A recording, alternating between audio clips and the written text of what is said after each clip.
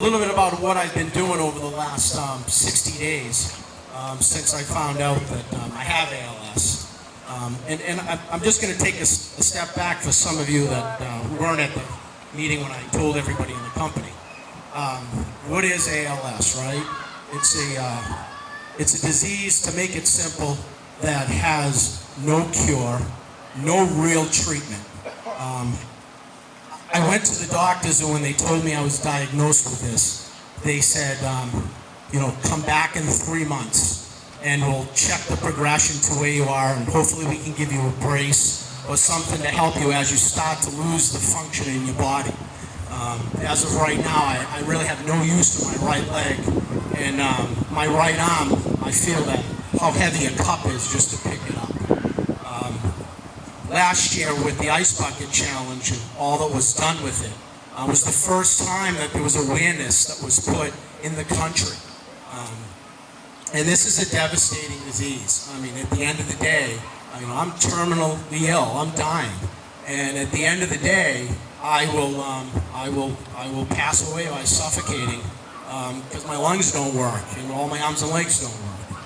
And it's just the reality of the disease. And I like to say right now, imagine if 5,000 Americans every year were taken prisoner and trapped.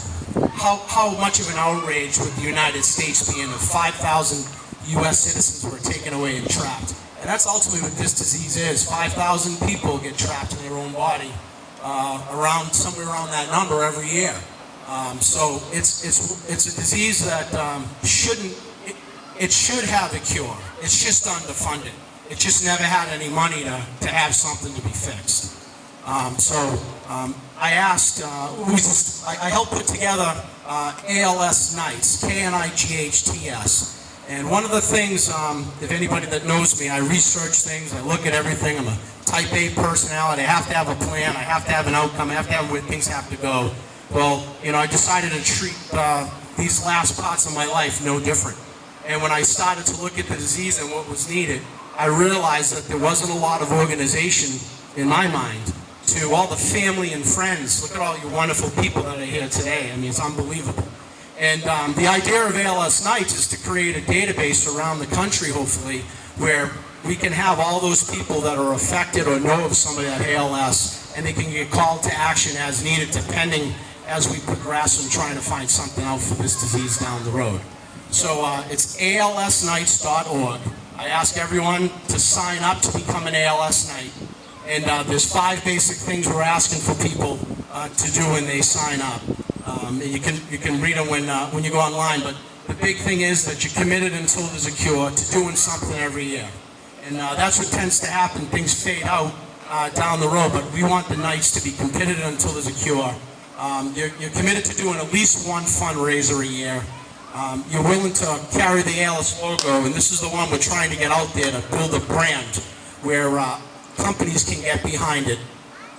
And you'll be mindful of all the other ALS patients in your community, and you'll, as needed, come to arms depending on what the fight is. So it's 5 basic things we're looking for people to do. Last thing I want to say quick is I've been working one of the things I saw was there was some collaboration in the medical community for ALS. And then these doctors talk a little bit, but when I started doing the research, I said, oh my God, the top people in the world at this are right here in Boston. And there's 3 basic places in my mind that are the top in the world, in a lot of people's minds in the world. One is Dr. Brown out in UMass, and he has found certain genes, and he's just a tremendous researcher. He's probably the most well-known guy in ALS research in the entire world. Second is TDI. In my mind, they're the only non-profit biomedical company only exclusively working to find a cure for ALS. And then, of course, we have Mass General Hospital, which is where I go. Just got voted the #1 hospital in the world.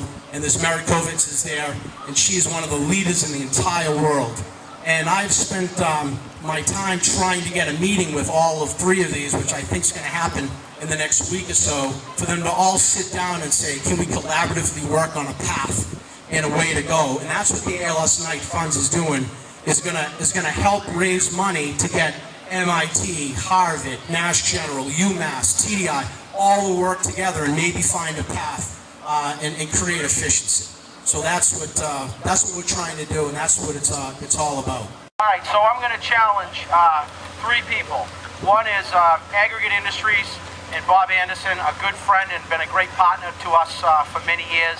Second is Bob Rivers at Eastern Bank, who's been another great partner and bank for us for many, many years. And third is a great organization that I belong to, Vistage. So I challenge any and all CEOs and presidents that belong to Vistage. All of you guys, we need your help. So raise the bucket.